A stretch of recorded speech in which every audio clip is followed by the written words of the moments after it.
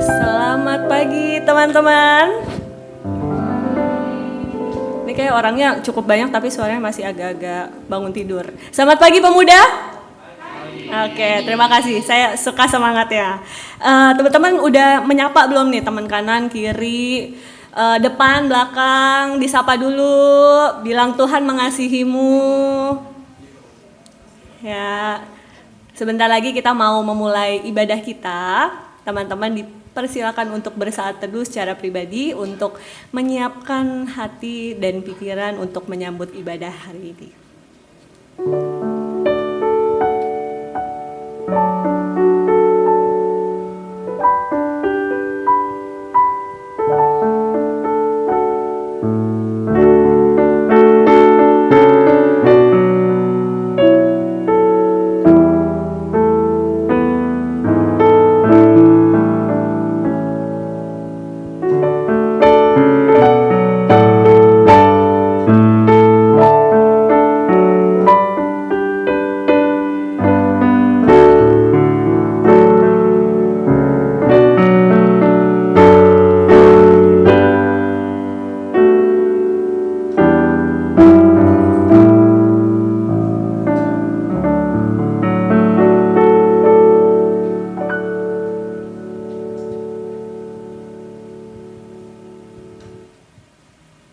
Ketika kita bangun pagi dan masih bisa menikmati hari ini, bisa datang beribadah ke tempat ini, hal tersebut merupakan salah satu hal kecil bukti bahwa Tuhan mengasihi kita.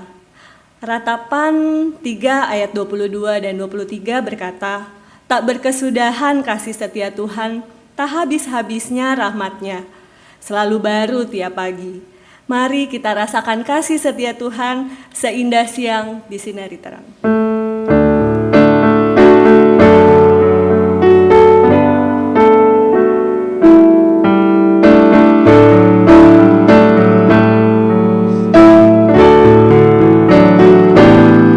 Seindah siang disinari terang, cara Tuhan mengasihiku.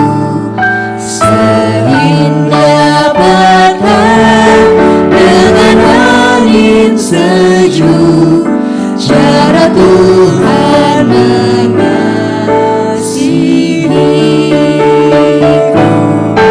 Tuhanku lembut dan penyayang, dan aku mengasihi Dia. Kasih-Nya besar, agung dan mulia,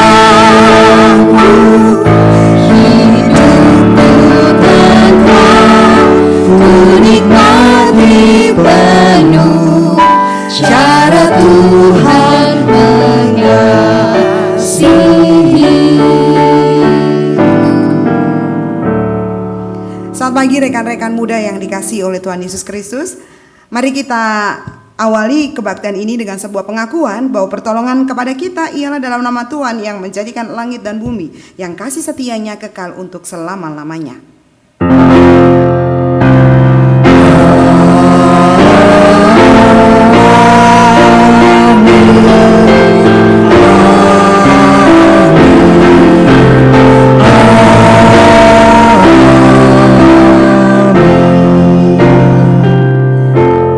Karunia dan damai sejahtera dari Allah Bapa kita menyertai saudara.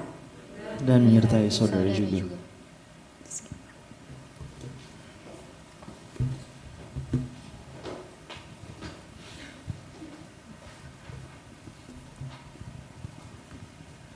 Nats pembuka kita diambil dari Mazmur 34 ayat 9. Kecaplah dan lihatlah betapa baiknya Tuhan itu. Berbahagialah orang yang berlindung padanya. Ya, teman-teman, tema kita hari ini adalah kecaplah dan lihatlah. Jika saya lihat dari KPBI ya, mengecap itu artinya menikmati, mengenyam, merasai. Jadi mengecap kasih Tuhan itu bisa dimaknai menikmati kasih Tuhan. Dan bicara soal menikmati ya, biasanya hal-hal yang dinikmati itu hal-hal yang baik ya. Yang bagus-bagus, yang enak-enak. Bukan hal yang buruk. Namun pada ayat yang tadi kita baca, di tengah kesesakan, pemazmur dapat berkata bahwa Tuhan itu baik. Dan saat ini, di tengah segala kondisi teman-teman, baik maupun buruk, saya mau ajak kita untuk melihat, merasakan, dan menikmati kasih Tuhan. Kecaplah dan lihatlah. Yuk, berdiri.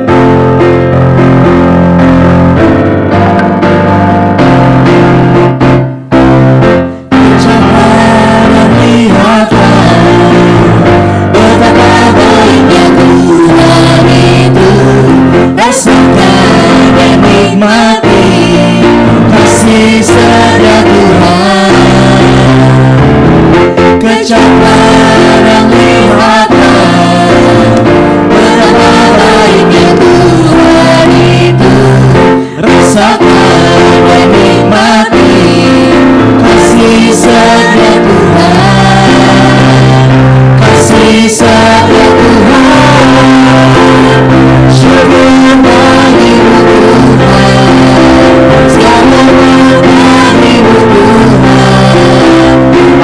mengasihiku, Dia memeliharaku selamanya.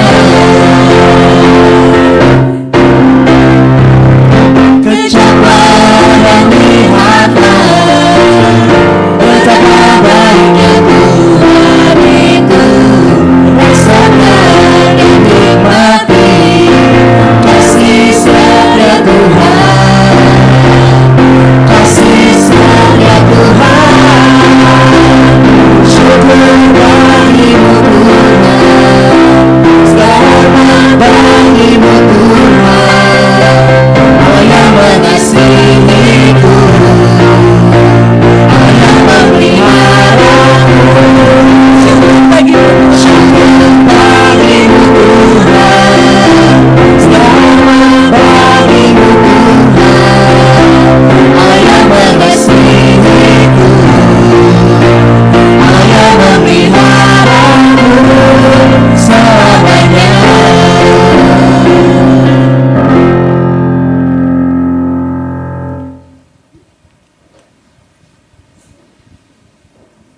Ya, teman-teman, saya mau tanya, siapa yang hari ini menikmati kasih setia Tuhan? Boleh angkat tangan? Oke, terima kasih. Ya, ketika hidup ini berjalan mulus ya, tentu dengan mudah kita dapat menikmati kasih Tuhan. Namun, di dalam kehidupan kita, pastinya hidup itu tidak melulu baik-baik saja. Kalau kata pepatah, hidup itu kadang di atas, kadang di bawah. Pertanyaannya, ketika hidup kita sedang di bawah, ketika hidup kita tidak baik-baik saja, apakah kita tetap dapat mengecap kasih Tuhan? Apakah ketika hal-hal buruk masuk ke dalam hidup, kita bisa berkata bahwa Tuhan itu baik? Apakah kita bisa setia mengikuti jalan Tuhan? Mungkin yang berasa ya hanya lelah, rapuh, rentan. Dan ketika kita rapuh, rasanya ya begitu sulit ya teman-teman untuk menikmati kasih Tuhan itu. Di mana ya kasih Tuhan? Emang Tuhan mengasihi saya gitu? Mungkin yang kita lihat hanya masalah, dan masalah gitu. Bukannya penyertaan dan kasih Tuhan. Saat ini saya mau mengajak kita semua untuk sama-sama merenungkan. Apakah di dalam segala kondisi kita setia kepada Tuhan? Apakah ketika semangat mulai redup, jiwa mulai rapuh, kita bisa senantiasa mengecap kasih Tuhan? Setiakah diriku padamu?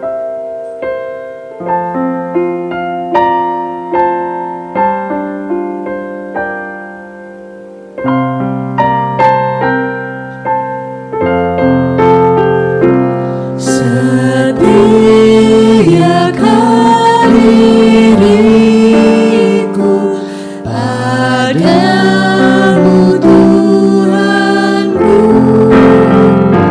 dan siapkan hatiku mengirimu terus. Ku harus padamu dengan teguh semangatmu datang, dan jiwamu yang rapuh membuatku berjalan.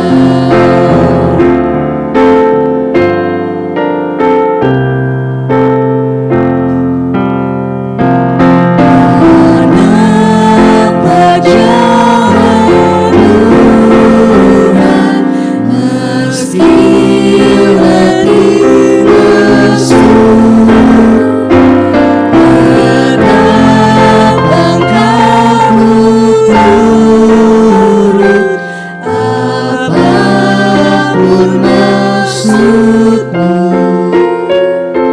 Engkaulah jalanku, kebenaranku, Kaulah hidupku. Jadikanlah hambamu berguna di ladangmu. Saat ini teman-teman diberi kesempatan untuk berdoa secara pribadi. Kita datang ke hadirat Tuhan. Mohon ampun ketika mungkin kita dihadapkan pada hal-hal yang kurang baik, hal yang tidak sesuai dengan kemauan kita. Mungkin kita tidak setia. Teman-teman dipersilakan untuk berdoa.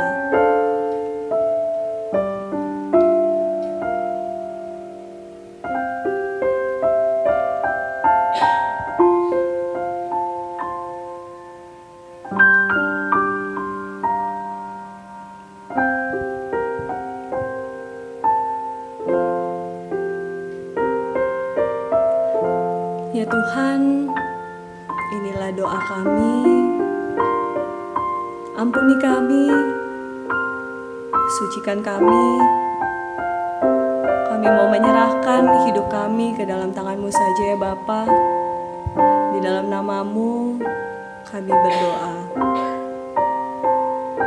Amin.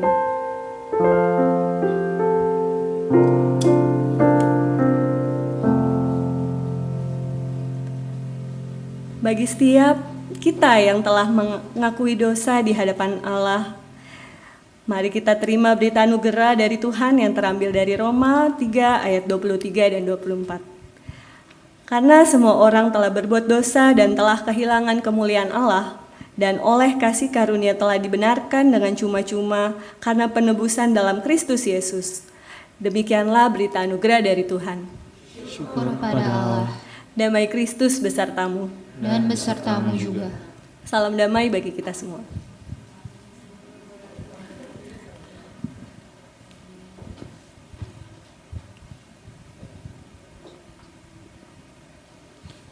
Sungguh indah dan sukacita ketika kita manusia berdosa telah ditebus oleh Yesus Kristus. Betapa indah harinya.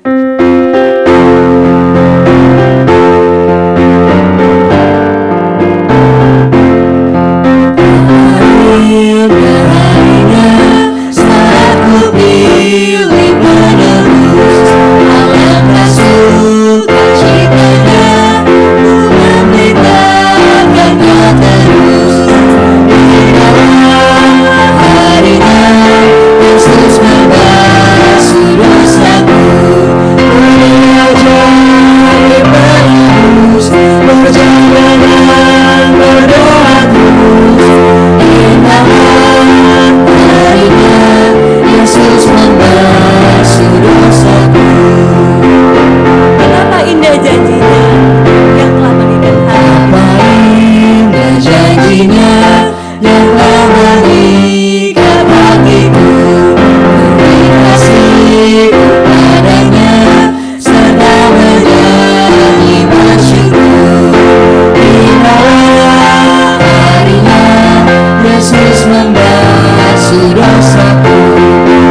Dia jari penebus, berjaga dan berdoa terus. Yesus membasuh dosaku. Mari kita satukan hati di dalam doa, mari kita berdoa. Tuhan yang mengasihi kami, terima kasih karena Engkau yang memberkati kami, dan sekarang sempurnakanlah peribadahan kami dengan Engkau sendiri yang memperdengarkan sabda kebenaran firman Tuhan. Mari berkata-katalah atas kami karena kami anak-anak-Mu di tempat ini bersedia untuk mendengarkannya. Di dalam Kristus kami memohon penyertaan dan perlindungan Tuhan. Kami berdoa dan bersyukur. Amin. Rekan-rekan, masih dengan tetap berdiri kita akan membaca Alkitab kita dari Mazmur pasal 34 ayat 1 sampai dengan yang ke-10. Mazmur 34 ayat 1 sampai dengan yang ke-10. Saya akan membacakan bagi kita sekalian. Dari Daud, pada waktu ia berpura-pura tidak waras di depan Abimelekh, sehingga ia diusir lalu pergi. Aku hendak memuji Tuhan pada segala waktu. Puji-pujian kepadanya tetap di dalam mulutku. Karena Tuhan jiwaku bermegah. Biarlah orang-orang yang rendah hati mendengarnya dan bersukacita. Muliakanlah Tuhan bersama aku. Marilah kita bersama-sama memasyurkan namanya. Aku telah mencari Tuhan, lalu ia menjawab aku dan melepaskan aku dari segala kegentaranku. Pandanglah dia, maka mukamu akan berseri-seri dan tidak akan tersipu-sipu. Orang yang tertindas ini berseru dan Tuhan mendengar. Ia menyelamatkan dia dari segala kesesakannya. Malaikat Tuhan berkemah di sekeliling orang-orang yang takut akan dia, lalu meluputkan mereka. Kecaplah dan lihatlah betapa baiknya Tuhan. Berbahagialah orang yang berlindung padanya. Takutlah akan Tuhan, hai orang-orang kudus, sebab orang yang takut akan Dia tidak akan berkekurangan. Sedemikian jauh pembacaan firman Tuhan. Yang berbahagia adalah setiap kita yang bukan hanya menjadi pendengar firman, tetapi senantiasa menjadi pelaku-pelaku firman Tuhan. Haleluya.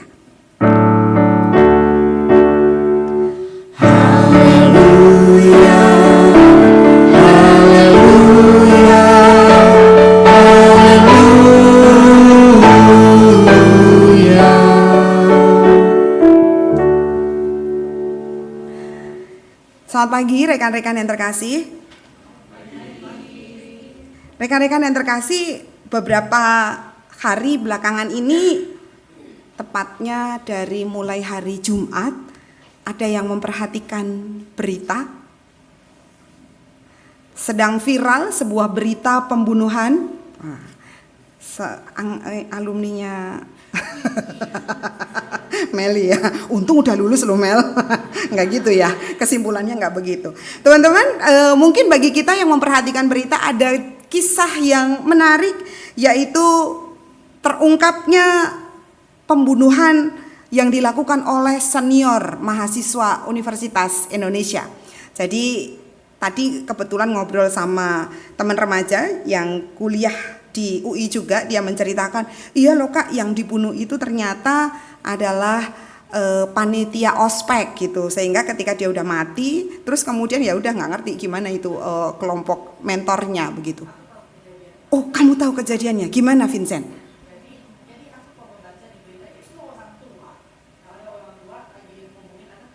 Terus, alright.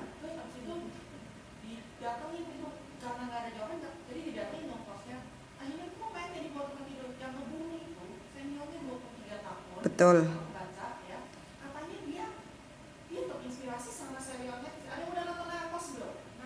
Belum.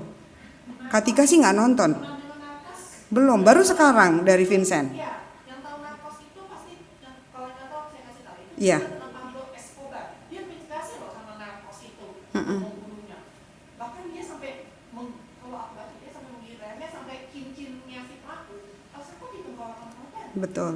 Aku kayak, Wow. aku nggak menyangka mahasiswa dari universitas top elit, top paling kompetitif se-Indonesia ini menyatakan akan melakukan pembunuhan.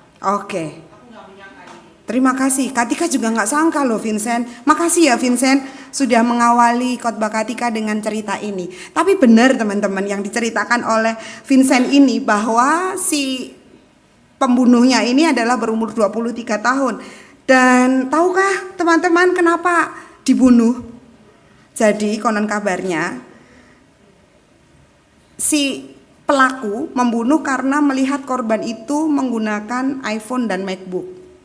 Lalu kemudian dianggap dia lebih kaya, orang ini lebih kaya, dan pasti isi ATM-nya lebih banyak. Sementara dia itu punya hutang 80 juta.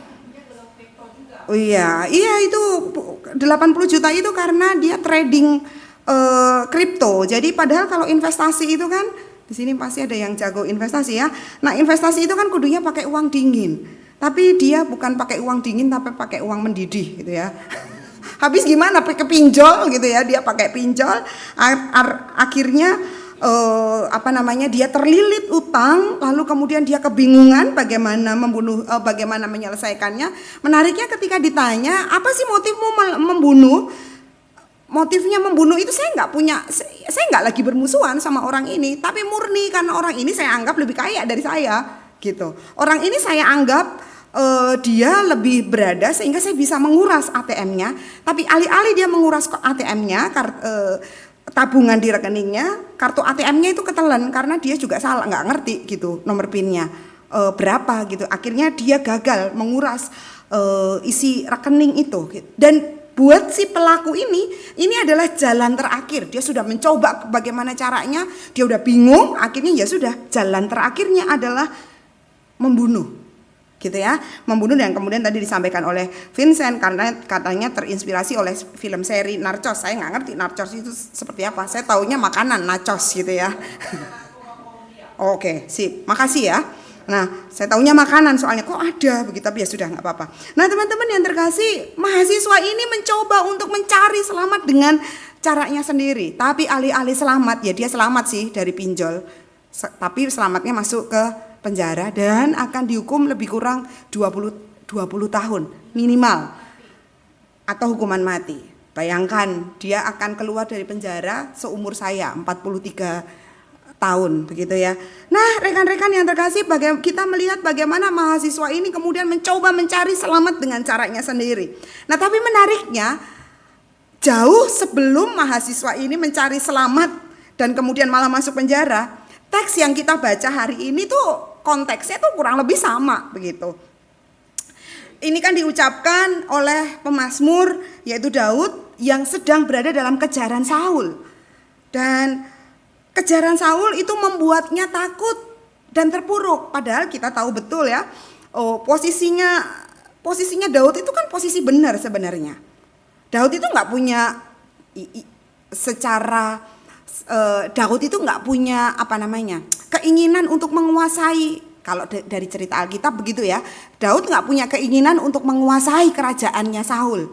Dia hanya melakukan apa yang menjadi bagiannya. Apa itu yang menjadi bagiannya? Ya dia hanya berperang. Tapi kok ketika dia pulang dari berperang, dia dipuji dan dipuja oleh masyarakat Israel kala itu. Daud membunuh, Saul membunuh beribu-ribu, Daud membunuh berlaksa-laksa prajurit dan seterusnya, dan itu rupanya membuat Saul menjadi insecure karena kehadiran orang lain. Rekan-rekan yang terkasih, Daud posisinya padahal benar. Daud sebenarnya dalam situasi yang baik, tetapi toh dia kemudian dikejar-kejar oleh Saul karena Saul merasa tidak nyaman, dan akhirnya Daud menjadi takut dan terpuruk. Dan ketika di dalam ketakutan dan keterpurukannya itu, Daud kemudian mencari selamat sendiri. Persis seperti dengan mahasiswa tadi. Mencari selamat sendiri caranya gimana? Yang dilakukan oleh Daud adalah berbohong. Rekan-rekan yang terkasih, kalau kita melihat ke belakang perjalanannya Daud gitu ya, dia beberapa kali menyelamatkan dirinya dengan berbohong. Yang pertama, dia berbohong lewat istrinya. Istrinya itu adalah putri Saul, lalu kemudian diminta berbohong tentang keberadaannya ketika Saul bertanya. Lalu kebohongan yang kedua adalah Yonatan itu kemudian diminta berbohong untuk bicara, untuk mengatakan saya tidak tahu di mana Daud. Jadi berbohong tentang ketidakhadirannya saat makan bersama. Lalu yang berikutnya adalah Daud berbohong kepada Imam Ahimelech yang kemudian dia mengaku diutus Raja Saul, dan ketika dia mengatakan saya ini adalah utusan Raja Saul, dia diberikan bekal. Lalu bukan hanya diberikan bekal, tetapi dia juga diberikan pedang Goliat. Sementara dulu dia mengalahkan Goliat dengan batu dan umban. Tetapi justru saat ini di dalam ketakutan dan keterpurukannya, dia memilih untuk mengambil pedang yang dulu dia kalahkan. Lalu berikutnya adalah Daud menutupi identitasnya. Sebelum itu ketika dia mengambil pedang itu akibatnya apa? Saul marah lalu membunuh 85 orang imam dari kota Nob. Jadi itu efek dari berbohongnya Daud. Dan yang terakhir, Daud kemudian menutupi identitasnya. Pura-pura jadi gila, ini teks yang kita baca begitu ya. Kemudian dia menggores pintu gerbang lalu membiarkan ludahnya meleleh sampai ke janggutnya. Rekan-rekan yang terkasih, ini yang dialami oleh Daud ketika dia mencari selamat sendiri. Bukan selamat yang dia dapat, tetapi dia mendatangkan musibah untuk orang lain. Untuk 85 orang imam yang harus dibunuh, atau untuk anak-anak dari Saul. Kita bisa saksikan bagaimana Daud menyelamatkan dirinya, tetapi justru efeknya dia merusak relasi orang tua dan anak, yaitu Mikal, Yonatan dengan ayahnya. Dia kemudian membuat 85 orang imam di Nob dibunuh. Dan ini mirip ya dengan mahasiswa UI tadi. Bayangkan teman-teman, dia menjadi seseorang yang madesu, masa depannya suram. Impian orang tuanya lenyap. Saya membayangkan, kebetulan saya mendampingi perjalanan teman-teman remaja di GKI Samanhudi, bagaimana mereka yang kepengen masuk UI itu nggak mudah gitu ya, intens, berpuluh-puluh juta mereka rela bayarkan supaya mereka bisa masuk ke UI, lalu les setiap hari dari pagi sampai sore, hari Minggu bahkan kadangkala mereka memilih untuk tidak pelayanan, tidak ibadah karena mereka harus TO dan sebagainya. Rekan-rekan yang terkasih, bayangkan usaha yang dilakukan oleh orang tua mahasiswa UI ini ketika dulu di awal dia mau masukin anaknya ke UI ini. Puluhan juta melayang lenyap hanya karena puyeng rugi karena trading dan ditagih pinjol. Tatkala usaha mencari selamat sendiri itu dilakukan, yang terjadi bukan untung tetapi malah buntung. Buntungnya bukan hanya untuk diri sendiri tapi untuk orang sekitarnya. Mazmur 34 adalah mazmur yang mengajak Daud kepada umat untuk tidak mencontoh dirinya. Bahwa ketika dalam situasi yang jatuh dan terpuruk, Daud kemudian berefleksi. Harusnya ketika dalam situasi yang terpuruk, lihat Tuhan saat kondisi buruk. Dalam keterpurukannya, Mazmur 56 itu menjadi jawaban Daud, menjadi respon Daud. Daud mengakui kelemahannya, Daud mengakui kesalahannya sekaligus mohon ampun kepada Allah. Ketidaksempurnaan Daud membuatnya menyadari bahwa Allah yang sempurna adalah Allah tempat perlindungan. Sebab hanya Dia yang bisa membela dan menyelamatkan manusia. Tuhan yang menyelamatkan Daud. Rekan-rekan yang terkasih di dalam Tuhan Yesus Kristus, teks ini juga mau mengajak kita, Daud mengajak umat untuk cari Tuhan dulu saat berada di dalam situasi yang terpuruk. Rekan-rekan, beberapa waktu yang lalu, saya dihubungin oleh seorang teman dekat yang masih muda begitu ya, lalu dia kemudian menceritakan kepada saya. Sebelumnya saya tuh kalau lihat dia tuh salut gitu ya, karena dia bekerja di startup dan kemudian gajinya tuh bikin ngiler gitu ya. Pokoknya 2 digitnya itu 2 digit yang nggak sangka aja, umur 27 tahun gajinya segitu gitu ya. Lalu kemudian tiba-tiba dia mengatakan, "Kak, doain aku ya." "Kenapa?" "Aku di lay off." Hah? Padahal berapa minggu sebelumnya dia menceritakan, "Kak, aku seneng banget. Kenapa? Aku dapat bonusnya itu 1 kali gaji lebih." "Oh iya, wah ya udah aku ikut seneng ya." Tapi berapa minggu kemudian dia menceritakan, "Saya di layoff." Lalu saya bertanya, "Gimana ceritanya kok kamu bisa tiba-tiba di layoff? Ada peringatan enggak?" "Enggak, Kak. Jadi dia karena bawa laptop kantor untuk bekerja WFH, tiba-tiba setelah dia nonton Netflix, dia mau buka laptopnya tiba-tiba terkunci. Emailnya nggak bisa lagi dibuka. Laptopnya juga nggak bisa dioperasikan, ternyata dimatikan secara online lewat jaringan. Dan dia kaget, kok nggak bisa, ini ada apa? Dia masih nunggu beberapa saat, lalu dia dapat WhatsApp dari tempat pekerjaannya dan dia mengatakan, "Maaf, Anda termasuk 1 dari 1000 orang yang mendapat layoff." Teman-teman, itu sore hari, bayangkan saya ketika mendengar, "Iya Kak, gak ada hujan, gak ada angin itu." Enggak Kak. Rekan-rekan yang terkasih, saya ikutan panik. Kenapa? Karena bulan depan itu dia menikah. Bulan depan dia menikah, sekarang dia sedang mempersiapkan pernikahannya. Wah, saya kalau jadi dia ya runtuh. Tapi dia kemudian mengatakan kepada saya, "Kak, tapi untungnya perusahaan masih menggaji saya sampai bulan Agustus, sampai bulan ini. Jadi saya meskipun sudah dipecat tapi saya tetap ini." Teman-teman yang terkasih, ada banyak hal yang membuat kita terpuruk. Pekerjaan, siapa sih yang sangka? Mungkin sekarang ini kita melihat pekerjaan kita baik-baik aja. Tapi mungkin di dalam perjalanan pekerjaan kita, relasi dengan atasan membuat kita terpuruk. Relasi dengan rekan kerja yang mungkin saling sikut satu dengan yang lain, itu juga membuat kita terpuruk. Atau relasi pasang kita berpacaran, tiba-tiba kena ghosting, ya, tiba-tiba orangnya celing, hilang kemana nggak ngerti, dan itu pasti menimbulkan luka. Atau tiba-tiba kita diputus, padahal Kalau kita ingat gitu ya, ini investasinya udah besar gitu ya. Oh, jalan-jalan kita yang bayarin, makan kita yang bayarin ya selama bertahun-tahun, lalu tiba-tiba putus.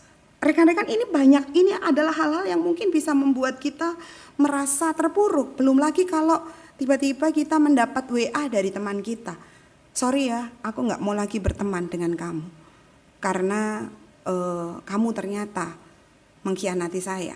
Masa sih udah pemuda, masa di WA-nya kayak begitu? Oh, ada teman-teman yang kemudian memilih untuk tidak mau berteman dan kemudian mengatakan secara langsung lewat WhatsApp kepada temannya. Dan itu membuat kita apa? Membuat kita terpuruk. Ini teman dari kecil kok tiba-tiba begini. Nah, rekan-rekan yang terkasih, dalam situasi yang demikian, teks bacaan kita mau mengajak kita untuk mencari Tuhan. Carilah Tuhan. Dan ini berarti mengajak kita untuk membangun intimitas dengan Tuhan.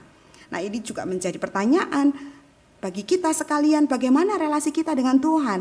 Apa kita ini masih punya cukup waktu sih untuk kongko dengan Tuhan? Atau merasa aneh kita kongko dengan Tuhan? Kita mungkin punya banyak waktu untuk kongko, untuk pergi ngopi dengan rekan-rekan kita. Tapi pertanyaannya, kita masih punya waktu untuk ngopi dengan Tuhan atau enggak? Kita punya waktu untuk kongko dengan Tuhan atau enggak? Sekedar untuk menceritakan hari ini, pengalaman kita hari ini. Rekan-rekan yang terkasih, kakak saya sedang dalam situasi yang tidak baik. Jadi suatu ketika dia WA saya menceritakan semua tentang kehidupan rumah tangganya. Saya bingung mengkomentarinya, saya cuma menjawab sabar, iya, yang kuat dan seterusnya. Jawaban saya memang tidak memberikan solusi apapun gitu ya. Tapi ya saya hanya bisa mengatakan itu. Tapi kemudian tidak lama kemudian dia menelpon saya. Beberapa hari kemudian dia menelpon saya dan kemudian dia mengatakan kepada saya, "Tik, aku senang sekarang." Kenapa senang? Karena kebetulan kami video call dan memang kelihatan wajahnya itu wajah yang happy. Kenapa senang? Iya, jadi dia cerita tentang pergumulannya ini dengan om kami yang ada di Surabaya. Lalu ketika dia cerita, om saya itu mengajak kakak saya ini untuk, "Dah, ya kamu ikut aja yuk komunitasku." Komunitasnya adalah komunitas baca Alkitab. Lalu saya tanya, itu kegiatannya ngapain kalau baca Alkitab itu? Kegiatannya cuma sederhana kok. Kegiatannya itu cuma nyanyi, baca Alkitab, doa, baca Alkitab, nyanyi, udah selesai. Nggak ada bahas Alkitab. Enggak ada bahas Alkitab, kan aku juga pegel kalau harus bahas Alkitab itu. Jadi aku cuma baca. Tapi teman-teman yang terkasih, saya melihat ada sesuatu yang berubah dan dia katakan, "Aku senang banget sekarang." Kakak saya itu adalah tipe orang yang kalau ketemu orangnya diem, dia tuh kasihan sama orang yang diem itu. Kenapa? Karena dia kasihan, kok orang itu diem ya, pasti dia itu nggak punya teman. Jadi dia sibuk ngajakin ngomong gitu ya. Dia ini kayaknya harus ditemenin nih. Jadi dia ngomong terus. Sering kali kalau kami lagi pergi bareng gitu ya, saya sama suami saya selalu mengatakan, "Ih, kamu tuh baterainya alkalin banget sih, berisik banget gitu ya, dari awal perjalanan sampai pulang, sampai tempatnya, sampai balik lagi ngomong terus." Lalu saya tanya, "Kamu kenapa sih kayak gitu?" "Saya kasihan sama kalian, masa kalian sepi nggak ngobrol gitu." Halo gitu ya. Lihat saya kalau lagi apa cuma diem gitu. "Kamu tuh kasihan ya, diem aja gitu." Aku ya pengen diem kok, nggak pengen ngobrol gitu.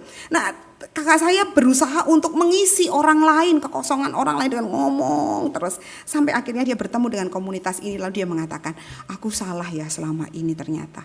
Aku pikir aku tuh perlu mengasihani orang yang kalau di dalam sebuah persekutuan orangnya itu diem, aku kasihan. Atau kalau kamu diem aja, aku kasihan, aku perlu ngomong." Lalu dia katakan, "Kenapa kamu bisa kayak gitu?" "Iya, soalnya lewat komunitas ini aku jadi tahu, aku jadi belajar untuk dengerin. Ternyata gak ngomong itu enak ya." "Iya, gak ngomong itu kan enak, gak keluar energi kan. Gak ngomong itu tuh hal yang menyenangkan," saya bilang begitu. Lalu dia katakan, "Ya, aku jadi bersyukur bertemu dengan komunitas ini." Rekan-rekan yang terkasih, kakak saya berada di ambang situasi keluarga yang hampir hancur. Tapi kemudian ketika dia diajak oleh orang lain untuk kemudian hanya dekat dengan Tuhan, dia bisa melihatnya menjadi lebih jernih. Nah, rekan-rekan yang terkasih, memiliki intimitas itu adalah menjadi salah satu jalan untuk merasakan kebaikan Tuhan. Teks ini juga mau mengajak umat untuk tidak hanya beropini dan berasumsi bahwa Tuhan itu baik. Ya, saya tidak mau mengatakan berteori karena konon kabarnya teori itu berangkat dari kata theos dan ria. Theos itu Tuhan dan ria itu gembira. Artinya kalau seseorang berteori itu enggak lagi mengungkapkan opini dari sesuatu yang enggak jelas. Tapi yang namanya berteori itu artinya mengatakan atau berpendapat sesuatu yang asalnya dari Tuhan. Itu namanya berteori. Dan ketika kita berpendapat sesuatu yang asalnya dari Tuhan, orang yang berteori, maka dia akan melakukannya. Itu namanya berteori. Sehingga saya memilih untuk tidak mengatakan kata berteori. Teks ini mengajak kita untuk tidak hanya beropini, tetapi berteori bahwa Tuhan itu baik. Teks ini mau mengajak kita untuk merasakan kebaikan Tuhan itu secara ragawi. Merasakan kebaikan Tuhan lewat tubuh kita ini. Tadi Meli mengatakan, mengecap itu namanya merasai. Mengecap itu namanya mencecap kalau kita lagi makan ya. Jadi tahu rasanya pedes gimana, asin gimana gitu ya. Lalu kemudian menggunakan kata melihat, artinya menggunakan mata. Rekan-rekan yang terkasih, ketika kita memiliki intimitas, maka kita bisa merasakan kebaikan Tuhan. Tuhan baik, ya. Dan itu keluar dari mulut saya sebab kebaikan Tuhan ini sudah saya rasakan oleh tubuh saya. Kebaikan Tuhan ini sudah saya rasakan lewat pengalaman saya sehari-hari. Karena saya mengecap dan saya melihat. Awal kehadiran saya di GKI Samanhudi membuat saya tuh takut, teman-teman. Ini beneran ya, saya nggak bohongan. Tapi saya tuh benar-benar takut. Ketika Cik Greti dan Ko Daniel mengajak saya untuk ayo bergabung dalam pelayanan, saya takut. Kenapa saya takut? Buat saya GKI Samanhudi itu gereja yang besar dan serem gitu ya. Oh, apalagi pendetanya banyak, pendetanya hebat-hebat, itu makin membuat saya takut. Hingga pada suatu ketika setelah saya masuk, pandemi menyerang negara api gitu ya. Semuanya ini tiba-tiba semuanya akhirnya berada di rumah. Tapi ada satu hal yang kemudian membuat saya menjadi yakin bahwa ini adalah sebuah perjalanan yang baik adalah ketika pendeta Sindu WA saya. Kak Dika tolong ya nanti pelayanan di doa seri Pentakosta. Aduh, aku takut, aku deg-degan. Gak apa-apa Kak, makasih ya Sindu udah percaya sama saya. Jawaban pendeta Sindu kala itu adalah, Kak, kakak itu kan bagian dari kami. Saat itulah saya kemudian merasa, oh saya diterima ya di GKI Samanhudi. Dan buat saya itu masih terus saya ingat. Betapa Tuhan itu memberikan saya rasa tenang ketika saya berada di gereja yang besar. Yang buat saya ini tidak mudah. Nah rekan-rekan yang terkasih di dalam Tuhan Yesus Kristus, siapa sih yang tidak punya masalah? Semua orang punya masalah dan masalah itu mungkin akan membuat kita putus asa. Masalah itu akan membuat kita terpuruk. Saya minta maaf menyebut nama pendeta Sindu untuk yang kedua kalinya. Jumat kemarin pendeta Sindu itu khotbah dalam kebaktian karyawan. Ada hal yang menarik yang menurut saya itu cukup menguatkan saya. Dia katakan begini, jangan pernah melihat keberhasilan ataupun masalah orang lain. Tuhan mempercayakan itu kepada kita. Karena Tuhan melihat kita kuat dan mampu. Nah rekan-rekan yang terkasih pun demikian saat ini. Dalam masalah yang kita hadapi, ini adalah masalah yang dipercayakan kepada kita. Masalah-masalah yang mungkin membuat kita terpuruk. Tetapi mari cari dan temukan Tuhan. Mari ajak Tuhan untuk masuk dan menemani dalam pergumulan kita saat ini. Dan ketika kita mau mengajak Tuhan masuk dan menemani kita, tubuh kita akan merespons. Mata kita akan berbinar karena melihat Tuhan menolong dan melindungi kita dengan cara yang unik. Rekan-rekan yang terkasih, cari Tuhan. Mari kita andalkan Dia. Karena hanya dengan demikian kita bisa merasai bagaimana kebaikan Tuhan. Bahkan dengan mata kita bisa melihat Tuhan baik meskipun situasi kita tidak baik. Amin. Saat teduh bagi kita sekalian.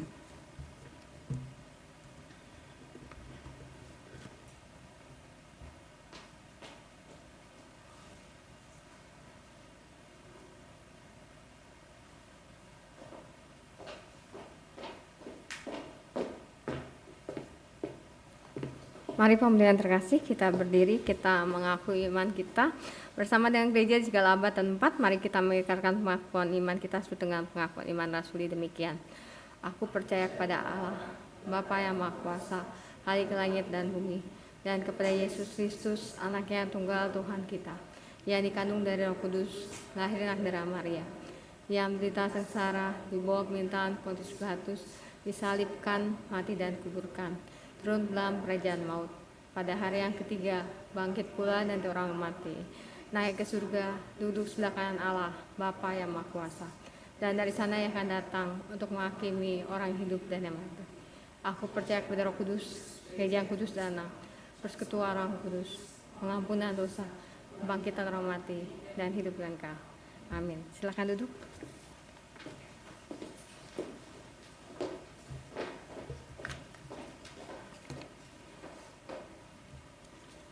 Teman-teman, mari kita satukan hati dalam doa, mari kita berdoa. Ya Tuhan, biarlah roh hikmat kebijaksanaan yang datangnya daripadamu senantiasa menyusuri akal budi dan pengertian kami, sehingga dalam kondisi apapun, situasi apapun kami terus mencari Tuhan. Kami terus membangun intimitas kami dengan Tuhan, sehingga kami boleh melihat kebaikan-kebaikan Tuhan. Kami boleh terus mencecap dan merasai kebaikan-kebaikan Tuhan dalam realita kehidupan kami. Tuhan nyata, kebaikan Tuhan real dalam hidup kami. Oleh sebab itu biarlah kami terus menaikkan syukur atas kasih dan karya Tuhan. Saat ini kami berdoa untuk kesehatan, keluarga, pekerjaan dan pelayanan setiap kami yang hadir di Komisi Pemuda GKI Samanhudi ini. Tuhan, Engkau memberkati setiap aktivitas kami, sehingga melalui aktivitas kami nama Tuhan juga boleh dimuliakan. Kami boleh menjadikan meja kerja kami sebagai altar perjumpaan kami dengan Tuhan, sehingga Engkau yang menjernihkan hati, Engkau yang menjernihkan pikiran kami ketika tawaran atau godaan yang membuat kami jatuh, kami tetap berpegang teguh kepada Tuhan. Dan biarlah Tuhan setiap pelayanan yang kami lakukan di tempat ini bukan dalam rangka kami mencari nama atau kami mencari kesibukan, tetapi pelayanan yang kami lakukan di Komisi Pemuda ini boleh menjadi syukur kami karena Tuhan terus menemani perjalanan kami, Tuhan terus menemani pergumulan kami. Ya Bapak yang penuh kasih, kami juga mau berdoa untuk bangsa dan negara kami. Tahun depan menjadi tahun pesta rakyat bagi bangsa dan negara kami. Oleh sebab itu ya Tuhan, Engkau yang boleh memberkati bangsa dan negara ini. Dan juga Engkau memberkati kami, para kaum muda ini. Pakailah kami agar supaya kami boleh menggunakan hak pilih kami dengan baik dan benar. Karena kami yakin dan percaya bahwa ketika kami menggunakan hak pilih kami sedang memuliakan nama Tuhan. Kami sedang memberikan kepada Kaisar apa yang harus kami berikan, dan kami memberikan kepada Tuhan apa yang harus kami berikan. Ya Bapak yang penuh kasih, saat ini kami bersyukur dan bersuka cita untuk Kevin Lesmana, Diana Wangsa, Dwi Darnita Parera yang Tuhan tambahkan usia. Biarlah 1 tahun Tuhan tambahkan usia buat mereka boleh semakin merasakan dan melihat kebaikan Tuhan. Dan kalaupun ada sesuatu yang mungkin membuat mereka merasa tidak baik, mereka boleh mengubah cara pandang mereka bahwa ini semua adalah karya dan kebaikan Tuhan. Terima kasih, kami bersyukur untuk saudara-saudara kami yang berulang tahun. Terima kasih Tuhan, inilah doa dan sembahyang kami yang mau kami alaskan di dalam satu nama Tuhan kami, Yesus Kristus, Allah yang hidup. Amin.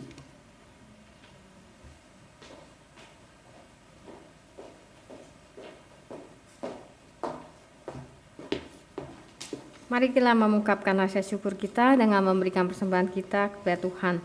Firman Tuhan yang mendasari persembahan kita diambil dari 2 Korintus 9 ayat yang ke-7. Hendaklah masing-masing memberikan menurut kerelaan hatinya, jangan dengan sedih hati atau karena paksaan, sebab Allah mengasihi orang yang memberi dengan sukacita. Kita dapat memberikan persembahan dengan cara memasukkan ke dalam amplop ke dalam kantong persembahan yang diedarkan atau dengan menggunakan QRIS.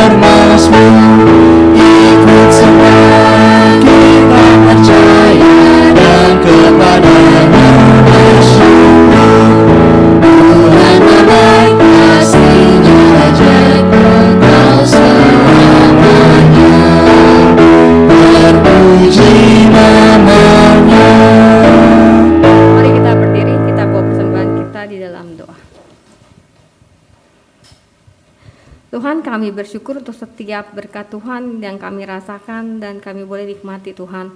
Apapun berkat itu, bahkan dalam keadaan yang sulit pun itu merupakan berkat bagi kami. Ajarkan kami para pemuda ini untuk kami belajar mengucap syukur dan kami boleh memberikan diri kami untuk menjadi terang dan menjadi berkat bagi sekitar kami dengan kebaikan-kebaikan yang Tuhan telah berikan kepada kami. Kami juga bawa persembahan ini biar itu menjadi berkat dan dipakai untuk boleh menjadi pelayanan-Mu khususnya di Saman Hudi dan juga menjadi berkat bagi orang-orang di sekitar kami. Dalam nama-Mu kami berdoa dan kami ucap syukur. Amin.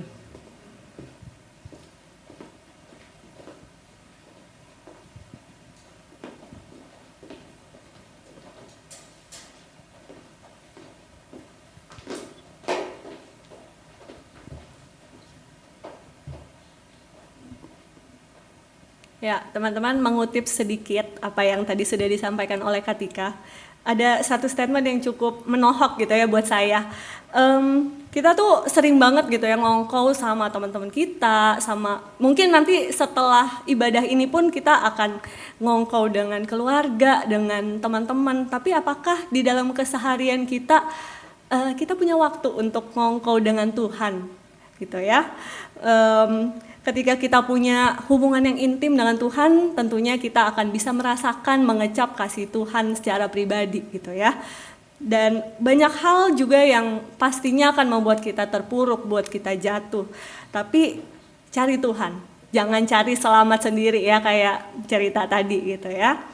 Dan ya sekalipun dalam penderitaan, dalam kesesakan, hendaknya kita tetap mampu mengecap dan melihat kebaikan Tuhan. Mari kita nyatakan komitmen kita untuk selalu bersyukur, serta percaya bahwa kasih Tuhan senantiasa dan tidak pernah pergi dari kita. Hatiku percaya.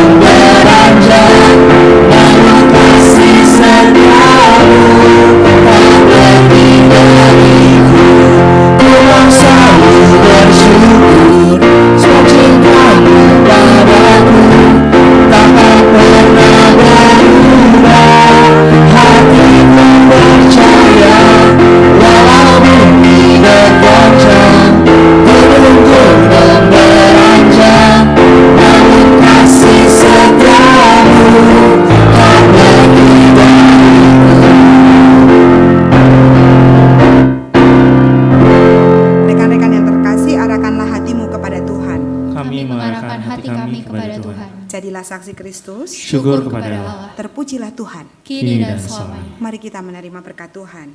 Kini pulanglah dalam damai sejahtera dan terimalah berkat Tuhan. Tuhan memberkati kita dan melindungi kita.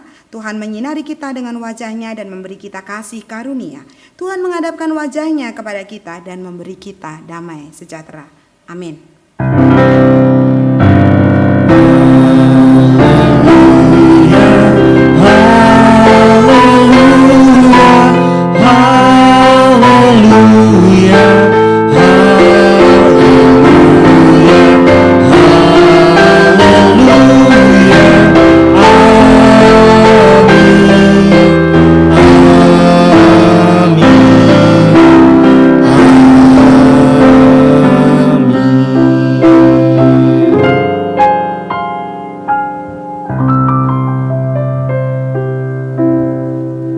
Teman-teman dipersilakan bersaat teduh.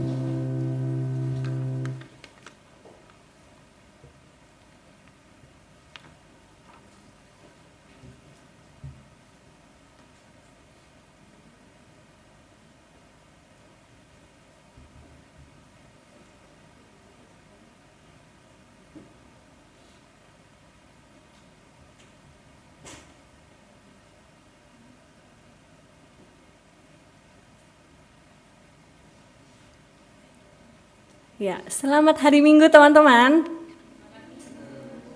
Oke, jangan beranjak dulu, walau gunung beranjak, jangan beranjak dulu. Kita ada beberapa pengumuman.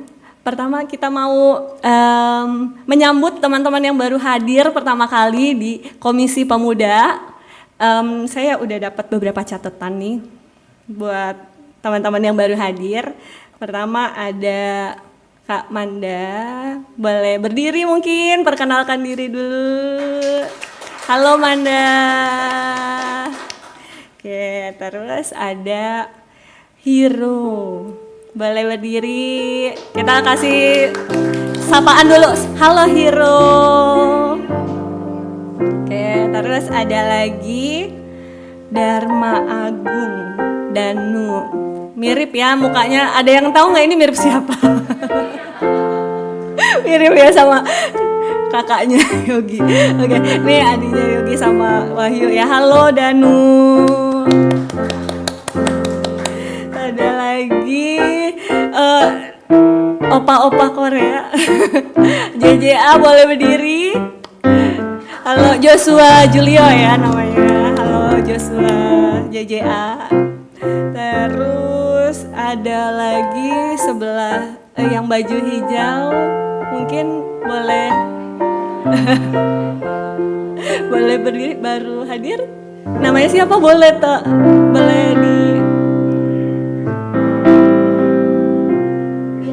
tulis ya. Ya, halo, selamat datang.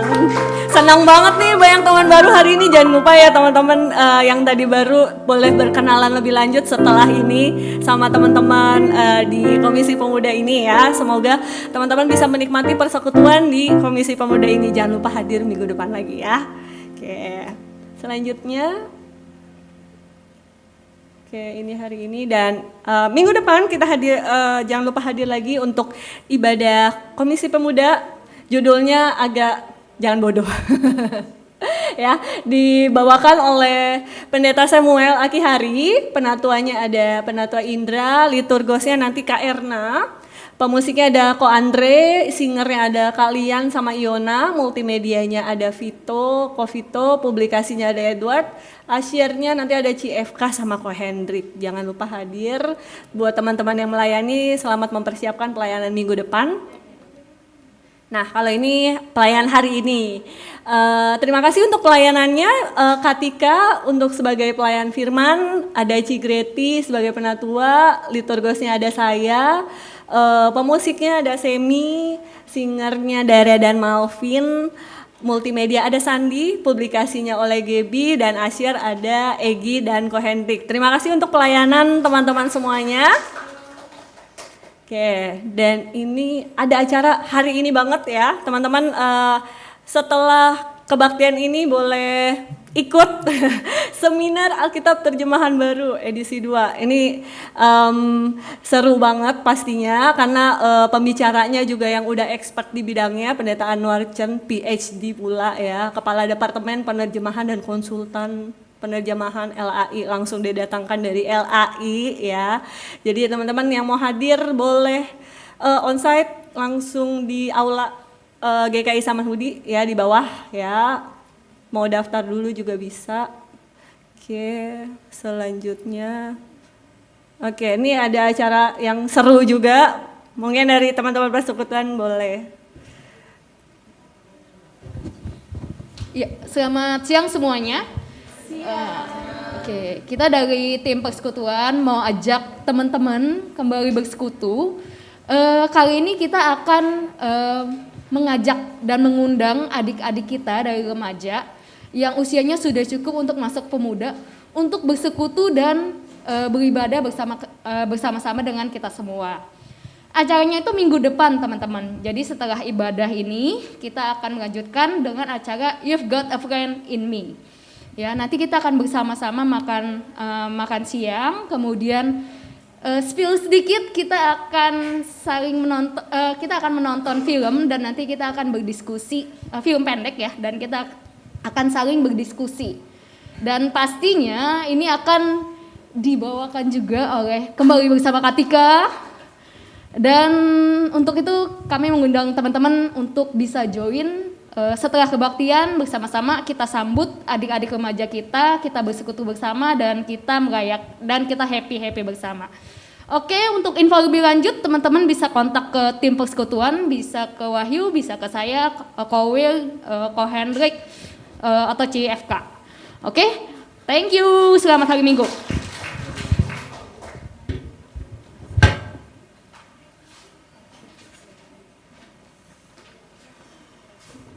Oke, masih ada lagi acara kita Sabtu depan buat teman-teman yang senang untuk membuat video gitu ya. Boleh banget ikut workshop basic videografi. Acaranya Sabtu 19 Agustus di ruang kebaktian. Jadi buat teman-teman yang berminat pengen nanya-nanya dulu atau mau langsung daftar boleh kontak ke kontak personnya ya.